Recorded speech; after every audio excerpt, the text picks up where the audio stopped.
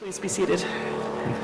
Good morning, and welcome to the Unitarian Universalist Congregation of Princeton, where in our open and welcoming community, we live our message of hope, love, justice, and joy. We extend a special welcome to all of our visitors. We're really happy that you've joined us. And if you haven't already stopped by the newcomer table, we encourage you to do that after the service so that we can add you to our e-lists and invite you to all of the different programs and events that we have going on here at UU Princeton. And the next two actually are this afternoon after the worship service. Right after worship, we invite you to stay for the film From Fork to Forest, Why We Can't Solve the Climate Crisis Without Changing What We Eat. That'll be in Foz Theater right after the service.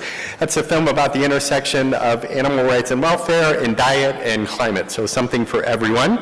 When you go there, you will be greeted by, among others, Lionel Burton, who has been named the People for the Ethical Treatment of Animals 2025 PETA Kids All-Star for Animals in recognition of his advocacy and outreach efforts. You can learn about what he's doing in that important world. You can have some great vegan cookies and watch an important film after worship today. And then after that, we invite you to go to the Rainbow Ministry Picnic at the Bayard Rustin Center on 12 Stockton Street. That'll go until 3 p.m., so you can do both. You're invited to bring any meat-free items that you like, and you'll hang out with your friends in the congregation and make some new ones from the Bayard Rustin Center, who are generously hosting our Rainbow Ministry Picnic this afternoon. So a nice full day of stuff here at UU Princeton for you. And now, in the peace of this place, let us catch our breath and find our balance, and turn again toward that love that guides us. Come, let us worship together.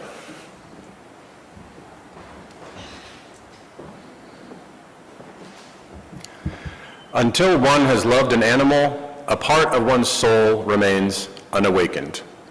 Anatole France.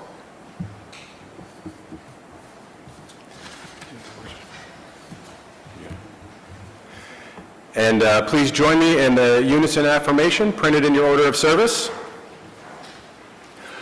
Roots tangled, limbs reaching, we stretch toward the sun, and one another sheltering, growing, and returning. And that part of our service is right now. The animals in our lives offer us friendship and peace, play and faithfulness. With their presence, they soothe us when we're anxious, accompany us when we're lonely, and celebrate with us when we're joyful. They sense an emotion, a state of life, a mood, good news and bad, and then with purr and bark and yip and squawk, they witness into our lives. They let us know that we are accompanied by one of acceptance, by one interested, not in status or accomplishment, in when we've erred or when we've shown, but in our own kindness and play and patience. In modeling this kind of relationship, they bring out something really good in all of us. For this, we daily offer water and food, treats and care, and in mutual affection order our lives together. And this morning, we offer our blessing upon these animals, here in body or back home because they don't travel well as those gone to beloved memory, who have added spirit and meaning to our days. For this ritual, we'll invite you to come forward and say the name of the animal you'd like to bless, if you wish. And if you have the animal or a representation of the animal, please bring that forward too, a picture or a stuffy or anything. Then I'll offer the blessing, and Reverend Jennifer will give you a stone dipped in the sacred water of our congregation's annual water communion service each September to take home with you. This will serve as a reminder of this blessing and of our congregation's affirmation of the importance of the animals in our lives. So we invite you to come down this side aisle here and kind of work across the front as we have our blessing of the animals.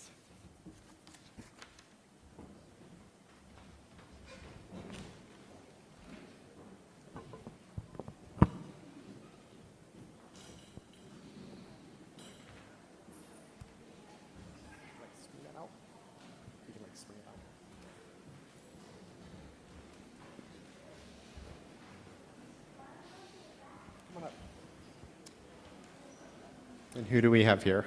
This is Bonnie. This is Bonnie. Bonnie, we bless your life and your friendship and your spirit. Bonnie is a dog. Beautiful.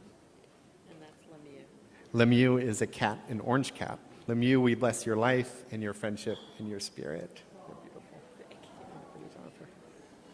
Hi. This is Otto, Oh. and this is Winnie. Otto and Winnie, two beautiful cats. Thank you. We bless your lives and your friendship and your spirits. Thank you. Beautiful. Thank you. Oh, is that real? Oh, wow. It's big. Stripey. Stripey is a snake, a beautiful red snake. Oh, so cool. Stripey, we bless your life and your friendship and your spirit. That's beautiful. Thank you for bringing Stripey.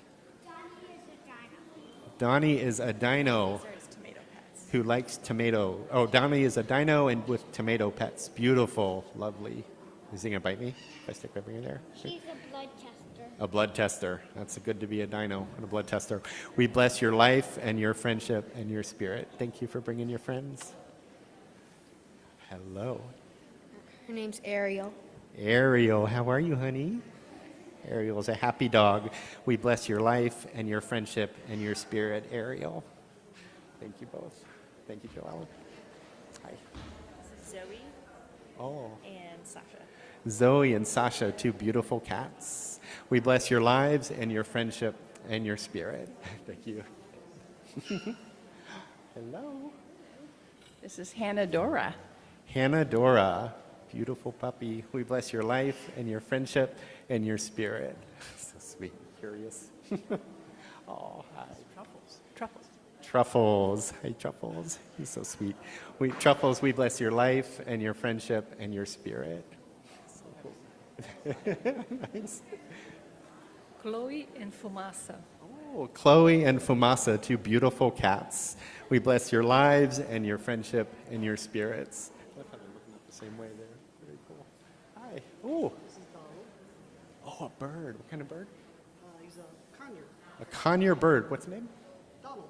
Donald. Hello, Donald. A green bird. We bless your life and your friendship and your spirit. Thank you for bringing Donald. That's sweet. Hey. Thea. Aw, Thea, wonderful dog. Thea, we bless your life and your friendship and your spirit. Thank you both.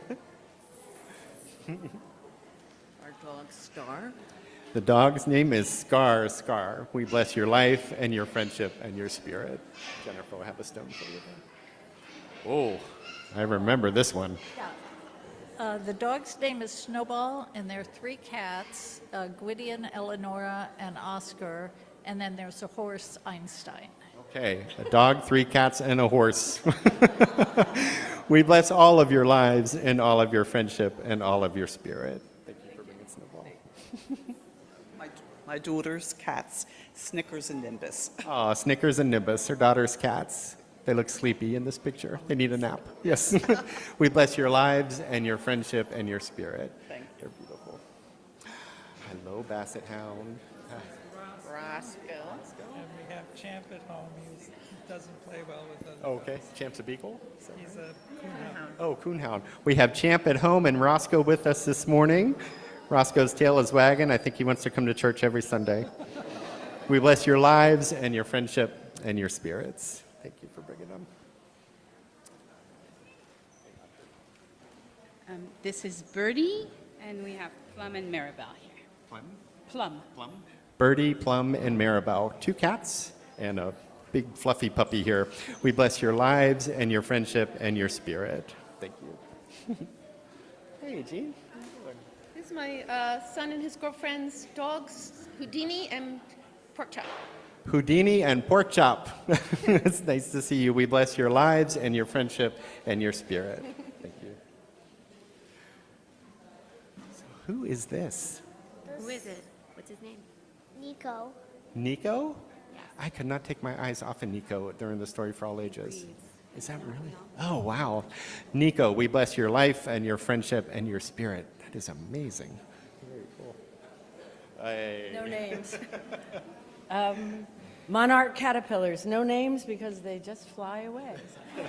Monarch caterpillars, we bless your lives and your friendship and your spirit. Thank you, Benny. And the chrysalis, yes. Zoe, our cat, is a tripod, and we got her as a rescue. So she's a good girl. She's a good girl. Zoe, a beautiful cat, beautiful striped cat. We bless your life and your friendship and your spirit. Which is beautiful. Thank you. Hey, Emma. Fennec Shand, the tabby, and Bo-Katan, the tuxie, who are my mom's cats. Nice. Can you say their names again? Fennec Shand and Bo-Katan. Lovely. We bless your lives and your friendship and your spirit. They're sweet looking. Yeah. Bunny. Smoochie. Smoochy, Smoochy, the gray bunny up here. This is my first bunny in an animal blessing. Smoochy, we bless your life and your friendship and your spirit. So cute. Oh my goodness. That is the most friendly bunny I think I've ever. It's lovely. Hi. Miss Hey, Julia, hey. Can you say your dog's name? This is Julia. Probably everybody knows Julia. Julia, regular here at UU Princeton. We bless your life and your friendship and your spirit. Thank you.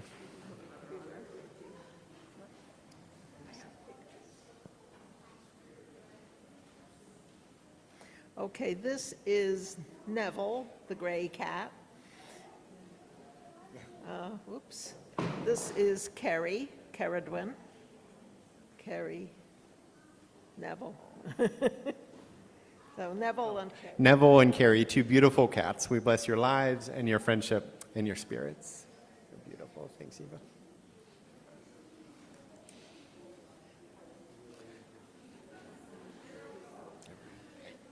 This is Panda, and this is Winston. Panda and Winston, two sleepy puppies in this picture. Yeah. We bless your lives and your friendship and your spirit. Look sweet. Thank you. Hi. Hi. Okay, we've got Poppy, Poe, Mr. Cinders, and Midnight Dreary. Poppy, Poe, Mr. Cinders, and Midnight Dreary? Midnight Dreary. Midnight Dreary. Beautiful, beautiful cats. Thank you so much. We bless your lives and your friendship and your spirit. Are they all black? Wonderful. Very cool. I love black cats. Hi. This is Flyer. She died in January. Aw, Flyer, a good friend, beautiful, beautiful friend. Flyer, we bless your life and your friendship and your spirit. Oh, Super Bunny, yes, Super Bunny, we bless your life and your friendship and your spirit. And who's this guy? Wilby? We bless your life and your friendship and your spirit. You're taking a ride on Wilby right now. It's good. Hey, Mary. This is Willis, and he needs a blessing. He is a blessing, but he needs a blessing. This is Willis, who is a blessing and needs a blessing. A beautiful golden retriever, right? Yes, beautiful dog. We bless your life and your friendship and your spirit. Thank you. Hey. This is Jordan. Jordan is the screensaver, so Jordan has a central place in our lives here. Jordan, we bless your life and your friendship and your spirit. This is Iggy and Ziggy. They've gone to the Rainbow Bridge. These are the two I have now. This is Omar and Banks, and this is a cat I'm going to foster, and she needs to learn how to trust humans. Oh, okay. They all need. 5 cats here, all well loved. Thank you so much. We bless all of your lives and your friendship and your spirit. Thank you. This is Mama. This is Mama. Mama's a puppy, big puppy. We bless your life and your friendship and your spirit. I love it. It's awesome. This is Macy and Campy, who were trained to be seeing eye dogs. But they didn't make it because they didn't want to work. They only wanted to play. Macy and Campy, who want to play. We bless your lives and your friendship and your spirit. That's sweet. Thank you. Hi, Diane. Hi, this is my grand cat, Junimo. Junimo. Diane's grand cat, Junimo. We bless your life and your friendship and your spirit. Very dignified. Asha. Asha. Asha, how are you? You're a regular at church too. We bless your life and your friendship and your spirit. Thank you, Vicki. Hey. Olivia. Oh, Olivia's a beautiful cat. We bless your life and your friendship and your spirit. Thank you. Perfect. Ella the husky. Bruno the pit lab. And then Jax the cat. Ella, Bruno, and Jax. Beautiful, beautiful friends.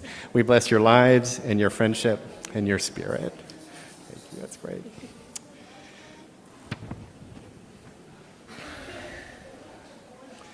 And from the Neely family, We have Della, we have Mia, and we have Glenn, the neighborhood cat. We bless your lives, your friendship, and your spirit. Sabrina. Sabrina's a beautiful cat. We bless your life and your friendship and your spirit. Thank you. And our reading of gratitude for our animal blessing is from the book Earth Day, an alphabet book by the Reverend Gary Kowalski. We give thanks for the earth and its creatures and are grateful from A to Z. For alligators, apricots, acorns, and apple trees. For bumblebees, bananas, blueberries, and beagles. Coconuts, crawdads, cornfields, and coffee. Daisies, elephants, and flying fish. For groundhogs, glaciers, and grasslands. For hippos, hazelnuts, icicles, and iguanas. For juniper, jackrabbits, and June bugs. Kudzu and kangaroos, lightning bugs, and licorice. For mountains and milkweed and mistletoe. For narwhals, nasturtiums, otters, and ocelots. For peonies, persimmons, and polar bears. For quahogs and Queen Anne's lace. For raspberries and roses. Salmon and sassafras, tornadoes, and tulip wood. Urchins and valleys and waterfalls. For X, the unknown, the mystery of it all. In every yak and yam. We are grateful, good earth, not least of all. For zinnias, zucchini, and zebras.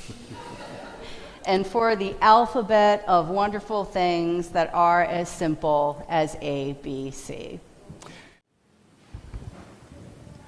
Good morning. So my first pet was a rat.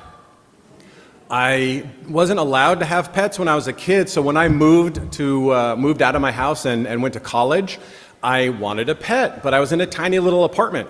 So I could have got a hamster, I could have got something, but rats just seemed kind of cool. I thought people would find them weird and me interesting, so I got a rat. I was so excited for my first pet that I named her Petunia and so I didn't know why I got the rat. It was just something interesting, but within an hour of bringing her home, I was completely enamored with this little rat. I had no idea how cute they are. Has anybody else ever had rats?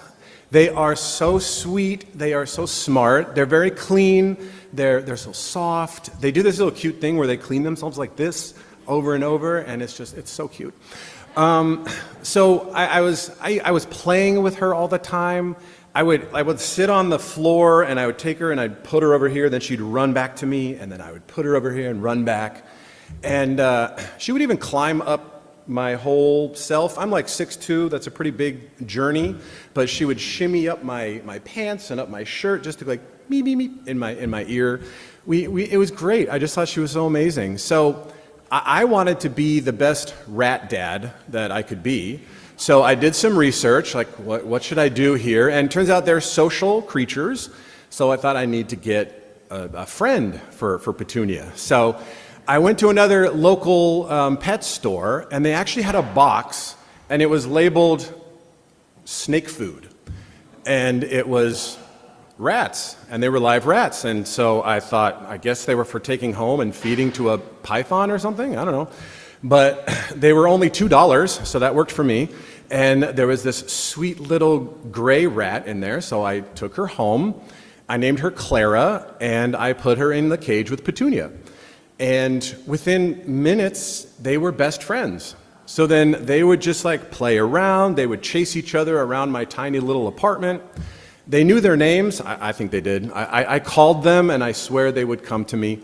When they slept, they would like mush together in this little ball where you can't tell what is what, just rat fur.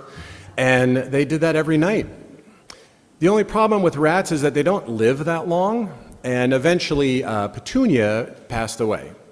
And of course, I was sad. This was my first pet, and I loved Petunia.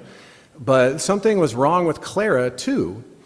I was nervous. I thought maybe Petunia was sick and somehow got Clara sick because she didn't want to eat, she didn't play very much, she didn't run around, but she didn't have any other signs of sickness, and it dawned on me that maybe she's actually sad. So I thought, well, maybe she's missing her friend like I'm missing my friend. So I went back to the store and I got another rat, one that looked like Petunia, and I named her Cuddles, hoping that if I named her that, then she'd be extra cuddly. And I put her in the cage with Clara, and Clara wanted nothing to do with Cuddles. She would like kind of snap at her, but Cuddles, who was young and just didn't care, just kept pestering Clara over and over again. I swear in her little rat language she was saying, "Be my friend, be my friend." And Clara was slow to warm up, but eventually she started being friends with Cuddles, and after a little while she started acting like her old normal self again. So they would run around and they would play and they were friends. And through this whole experience, I thought to myself, you know, this Clara, this vermin, this snake food, was going through what seemed to me like the stages of grief. And it completely changed me. I thought, if these little tiny creatures have some of the same feelings we do, whether they're happy feelings or sad feelings, that they're way more like us than I ever realized. And something snapped in me, and that was, I stopped eating meat. I started looking at, animal welfare issues, and I had no idea, but at that time, that was the beginning of a 25-year journey towards what started out as just compassion and ended up being, animal advocacy. So I have little Petunia and Clara to thank for a whole lot in my life. Thank you. Our first reading is from the novel Gilead by Marilyn Robinson. Now, this might seem a trivial thing to mention, considering the gravity of the subject, but I truly don't feel it is. We were very pious children from pious households in a fairly pious town, and this affected our behavior considerably. Once, we baptized a litter of cats. It occurred to one of the girls to swaddle them up in a doll's dress. There was only one dress, which was just as well, since the cats could hardly tolerate a moment in it, and would have to be unsaddled as soon as they were christened, in any case. I myself moistened their brows, repeating the full Trinitarian formula. I still remember how those warm little brows felt under the palm of my hand. Everyone has petted a cat, but to touch one like that, with the pure intention of blessing it, is a very different thing. It stays the mind. For years, we would wonder what, from a cosmic viewpoint, we had done to them. It still seems to me to be a real question. There is a reality in blessing. It doesn't enhance sacred, but it acknowledges it, and there is a power in that. I have felt it pass through me, so to speak. And our second reading is a poem titled Under Their Own Trees by Bonnie Thurston. Spring to summer involves the ceremony of chipmunks, putting seeds and nuts at the corner of the porch, moving them ever closer until the proffered peanut is taken from my fingers, until my finger is nibbled, not bitten, but tasted, and known safe to eat from, until one feasts, nestled in the palm of my hand. Even for free food, they remain cautious wee beasts. My delight is in our slow, mutual taming, which makes me sit quiet and still for many days, waiting for the wonder of this relaxed reciprocity.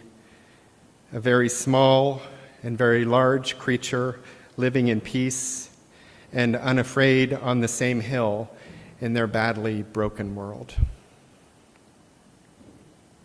The poet writes of relaxed reciprocity, which means that she wasn't talking about much time spent with puppies. I have, though, being raised among dogs, birthing and raising puppies in rural western Pennsylvania. Some of my earliest memories are of boxers birthing more boxers and other dogs birthing other dogs at home. The miracle of life right there on the floor of our kitchen, The dog mom surrounded by my mom and dad and 4 kids peering in from the doorway, quick to provide towels and worry. The dog we loved working to bring more into the world, and when those slippery, yowling little ones emerged, the quick, confident caretaking of the mom, the immediate bath, the close examination, the snuggles, the warmth, and eventually the feeding. When our first child was born, I moved with nowhere near the confidence of mom dogs of my early childhood. Whereas they had a primal urge to nurture, I had a deep concern about dropping this child.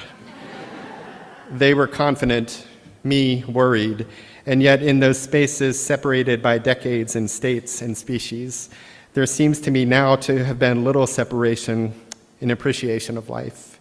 For in essence, we were of a generation looking upon the next and aware that we were being called in fullness to confer blessing after blessing after blessing. But I wouldn't call life with puppies relaxed, any more than I'd call life with babies relaxed. There's a lot going on, more that can be done, and with puppies, there are times when things are being chewed up and sometimes swallowed, which is its own problem. There's house training and chasing and barking and amounts of energy that belie the big, peaceful, deep-breathing tummies of a well-fed puppy taking a post-lunch nap. In those moments, there's peace, but in most, there's an abundance of life and energy and play and curiosity. Kittens show these extremes as well, and having been a cat family since high school, I think that their extremes can be even more, well, extreme.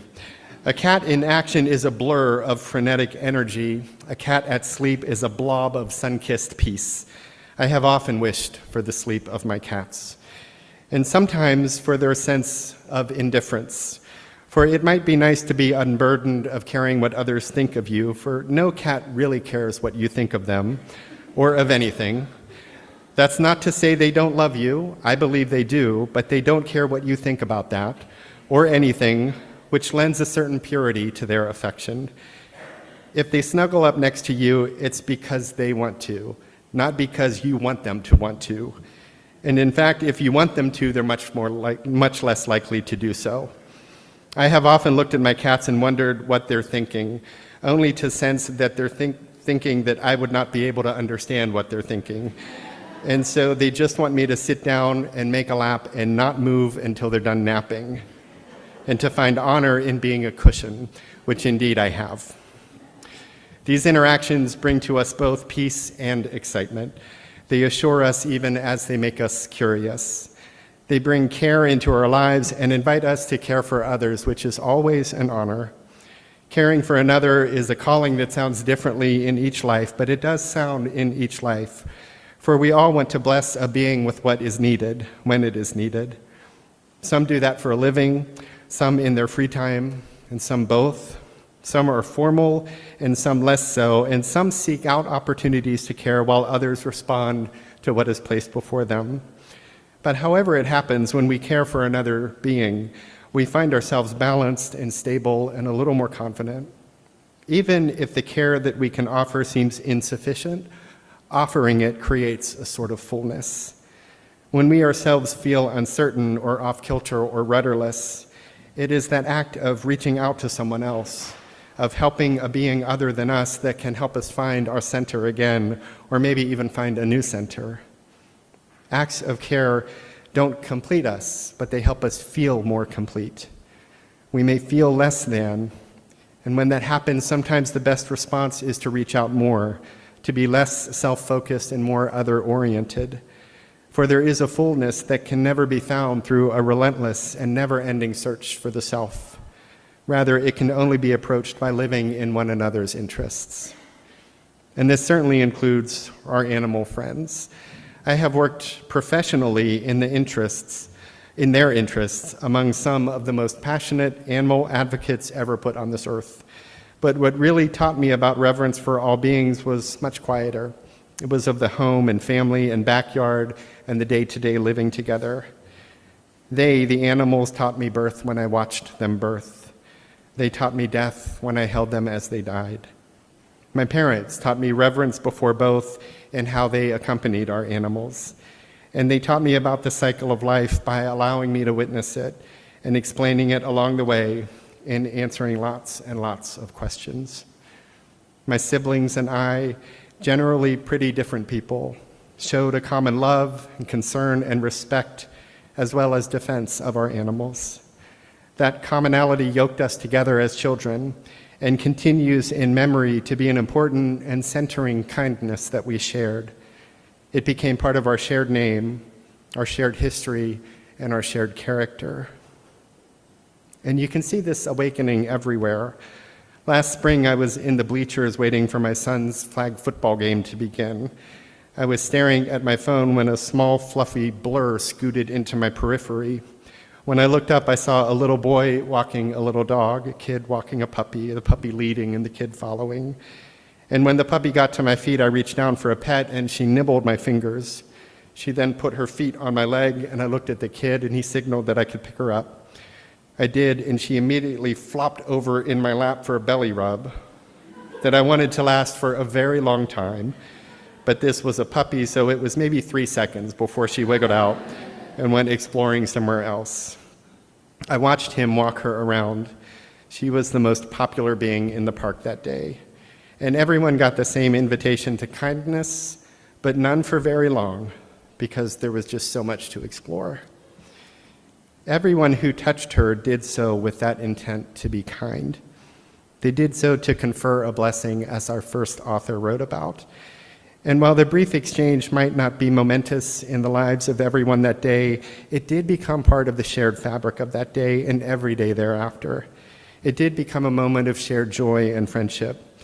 It became an acknowledgement that we are here together, sharing space and time for a brief instant, and so why not make that a blessing? I rub your brow, you lean in, I smile, you yip, I reach down, you kiss. And then it's over. But in our time, we have conferred upon one another a blessing. We've made a space of kinship and of reverence. We've sewed into the fabric of experience a thread of relationality that transcends even species. And though that blessing is brief, as is life and our time together, it's all brief, it nevertheless moves on into our shared world where it lasts and lasts and lasts. May it be so, and amen. And at the end of our hour, we extinguish our chalice, knowing that its light stays with us until we gather again. Go forth grateful for the moments before you, the breath within you, the people among you, and the Spirit guiding you toward lives of love and kindness. And go forth knowing that you are held always and always with everyone else by that great love of no beginning and never ending. Go in peace, and amen.